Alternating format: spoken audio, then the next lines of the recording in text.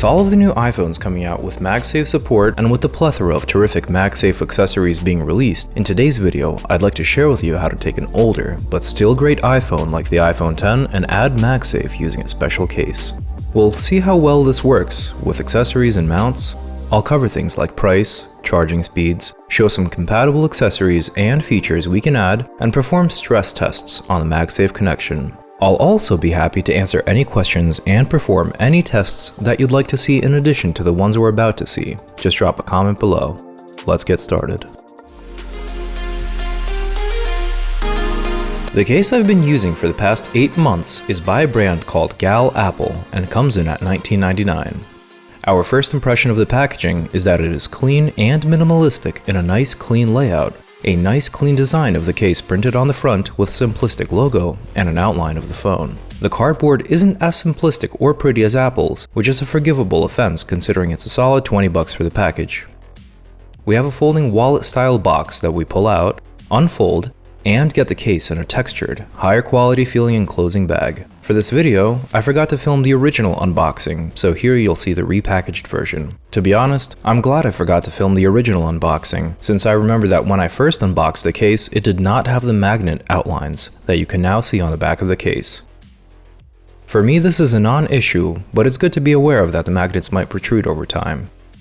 If you imagine Apple's leather case, but with MagSafe, and get past that cardboard box, it's essentially like pulling out Apple's case out of its packaging as a first impression. If I went to the Apple store and they sold me this, I would completely believe them that this is an Apple original case.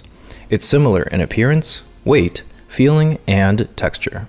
It's grippy when holding it, it's not bulky. On the side we can see the metal buttons which have been painted to match Apple's color scheme. Those look OEM and feel satisfying and cool to the touch, as metal should feel. The buttons work as you would expect them with a satisfying click on the iPhone X. Pro tip: if the buttons on your new leather case are not pressing in with a click when you first get the case, take the case off and press the button firmly in and out a few times. This will break the case buttons in and result in a satisfying click. This applies to Apple and off-brand cases, even though off-brand doesn't even feel fully appropriate here given how close this resembles a legitimate case.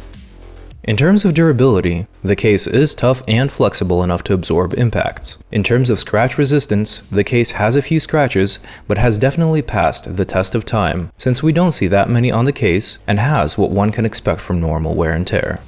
Over the last 8 months, the case has held up well and protected the iPhone a number of times when going caseless might have ended poorly.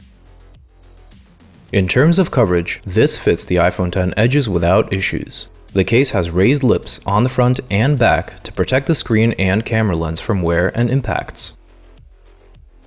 It has a cutout at the bottom, nearly identically to Apple's case, with cutouts for the speakers and lightning port. Even though it has MagSafe, the case does not impact the quality of the cell phone signal over time. Now, let's discuss the MagSafe capabilities that we're gaining from this case. In terms of the force of the MagSafe connection, the magnets work well overall.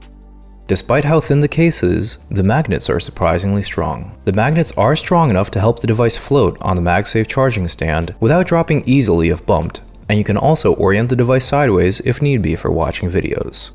Overall, the magnets carry their weight. Pun intended. This is where we do digress from the positives a bit and need to mention a drawback of using this case. While the charging ability is like any other case for its thickness, and while the case does well with heat dissipation, the phone is still limited to the standard Qi wireless charging speed. Since the MagSafe magnets that the case adds do not upgrade the wireless charging coils that are built into the phone, unfortunately. As you can see on the following charge speed chart we've made for this video, the standard Qi wireless charging maxes out at 7.5 watts, which is still adequate for most devices.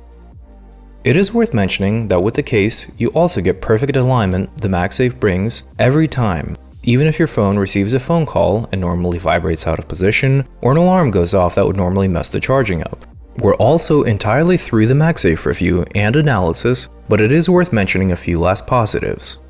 In terms of size checking, the iPhone X and up are perfectly sized, as we'll see shortly. The older iPhones actually work great with MagSafe in terms of fit and size all the way back to the iPhone X. The only model that MagSafe might be too big for, with accessories, will be the iPhone SE, for which accessories might just be too big.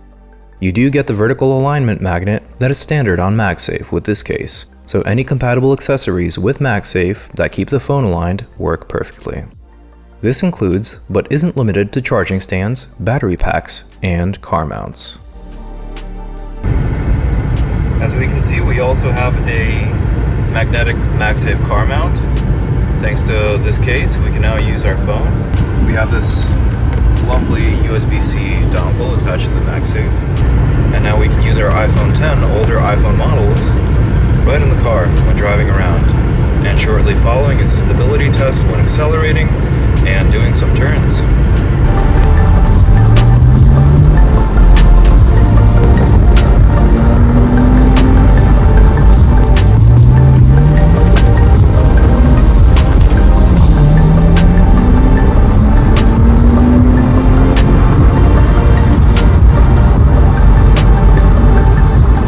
In summary, we covered how to take an older but still great iPhone like the iPhone 10 and add MagSafe using a special case. We tested this with some accessories and mounts and covered things like price, charging speeds, and the case overall. If you'd like to see anything else not mentioned in the video, then drop a comment below and I'll release a follow-up video as well. Be sure to hit like and support the channel by hitting the subscribe icon, since it really helps and helps with bringing in more devices to perform tests on and review for the channel. I sincerely thank everyone for tuning in and hope you have a terrific day.